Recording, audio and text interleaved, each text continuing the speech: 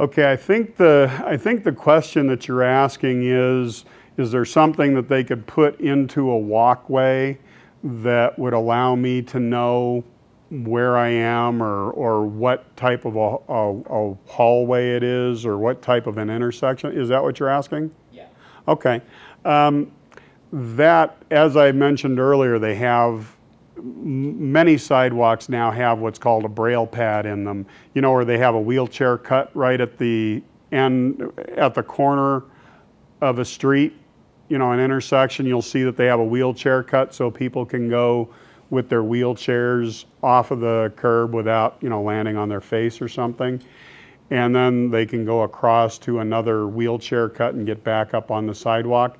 In those wheelchair cuts, they put it must be maybe 2 foot by 2 foot pad, and it's usually rubberized material that has big, probably maybe 2-inch dots in it, and they call those braille pads. And that pretty much tells you when you're at an intersection. Now, to me, braille pad is sort of a misnomer, because that sort of implies that you can actually read it as in braille.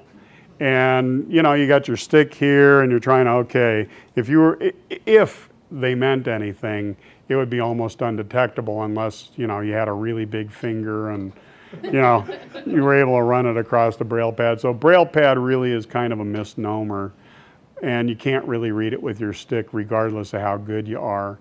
But I would say if it's in a familiar location, then something that's embedded in a tile or in a walkway or something like that could actually be a good landmark.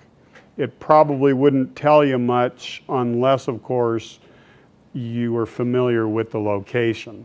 But in a case like that, for instance, I think out here there are some double doors, and they lock them by having a post go down into a hole in the carpet and the concrete. That's how the doors lock, and I can sometimes, you know, feel those if I don't miss it going through the doorway.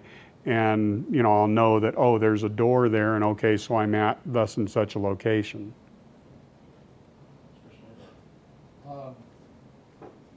You keep mentioning like different posts and stuff in the middle of walkways. Would it be more helpful for you to have like a different sort of bend in your cane? Like maybe, you know, like a 2-pronged fork that was like body width or something?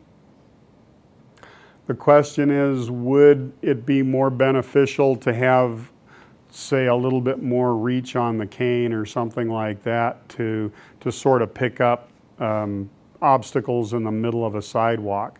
That's a good question too. As soon as you said a fork to it, the first thing that came to mind was I'm going along and I get to one of those obstacles and my cane goes around it on both sides and I snap both ends of the fork off, you know, trying to get, or, you know, and still wind up getting into the obstacle.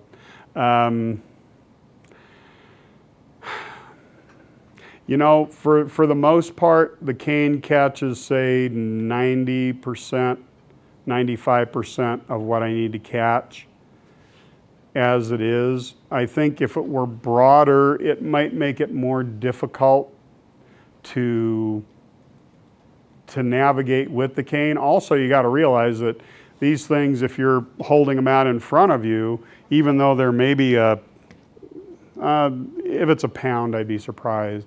But you're doing that and you're constantly back and forth. It, you know, it might get you a little bit tired. If you were to put a larger area on the end of the cane or something, that would make it even heavier and a little bit less wieldy than the current cane is. And yeah, you don't want to run into things, and at the same time, you have to sort of make compromises. That's why I want that proximity detector. We'll just have a laser guided, you know, or sonar proximity detector, 3 meters. We don't need to worry about it.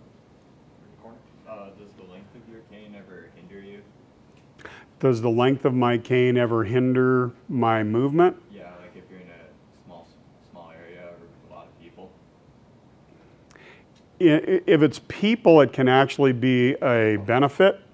You know, if somebody's standing in front of me, sorry about that. You know, little old, I call it ankle hockey.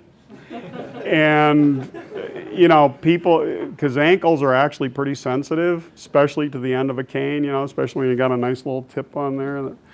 But in some ways it does. You know, I don't like crowds, but I mean, maybe that's just me. I don't like to get into crowds. Frequently, though, if I'm into a place where it's crowded, I'm either with somebody or somebody says, hey, watch what you're doing with that cane, and I can just, you know, come up behind them and sort of follow where they're going or ask them. You know, in a close area with people, I usually do try to find out what's going on or where things are by asking. If it's an area that's full of obstacles, you know, I'm trying to remember where it is, but somewhere on campus they have these, they look like I-beams that are maybe 3 inches square, and they have them set right in the concrete, and they're about knee height. And those can be kind of difficult too, because, you know, I mean, they're far enough apart that my cane will go through them, but my shin won't.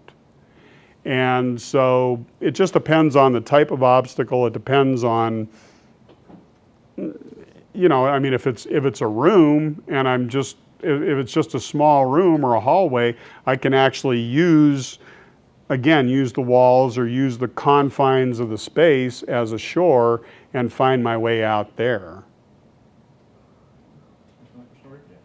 Do you have any ideas of your own for visually impaired aid that you'd like to share?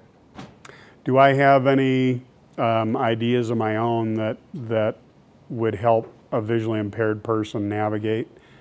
Well, as I said, the computer science department did have that mapping routine for inside.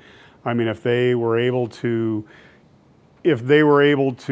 refine that, so I could just choose, say, a building where I'm going to be, and then have it give me steps as to where I'm going to the building, or that type of a thing, that'd be great. That would also be a huge project. Probably not something you guys can do in 3 weeks, okay? Because we're talking, you would have to map every building on campus or wherever I happen to be going. Have that map loaded into a device that could be either handheld or, like this microphone, put in my pocket and then feed directly into my ear or something like that. Outside, a GPS would be really good. If it was just something that says, okay, you're you know, 0.3 miles south, or, you know, 1 kilometer, half a kilometer south of an intersection name, and you're headed south, or you're headed east or west or whatever, that would be really good. Again, I keep coming back to the proximity detector, and that really would be a good thing to have. Although I still would want to have my cane, because, as I say, coming up to an obstacle, sometimes I can use my cane to protect myself, shall we say.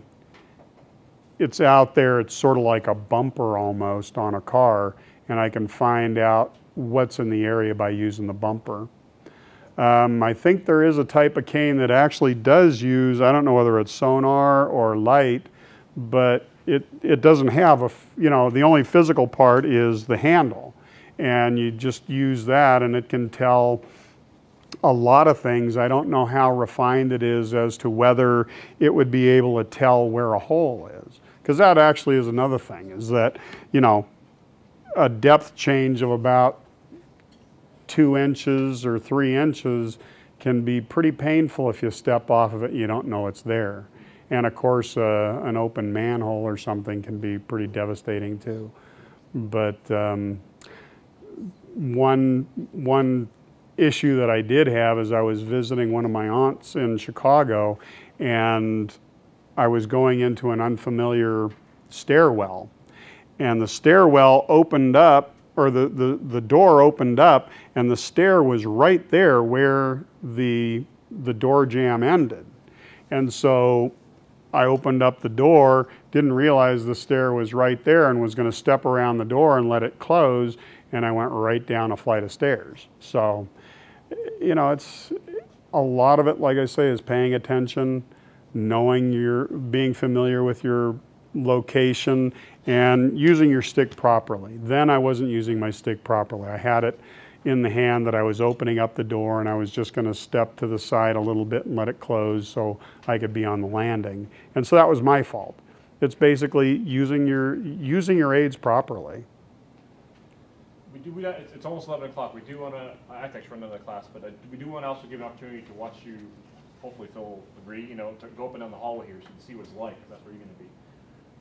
So I think maybe we'll stop for questions. We can let him do this. You can probably ask him questions on the hallway, I think, as he goes up and down. How's that sound, Jeff and Marie? Sounds great. Yeah? Okay.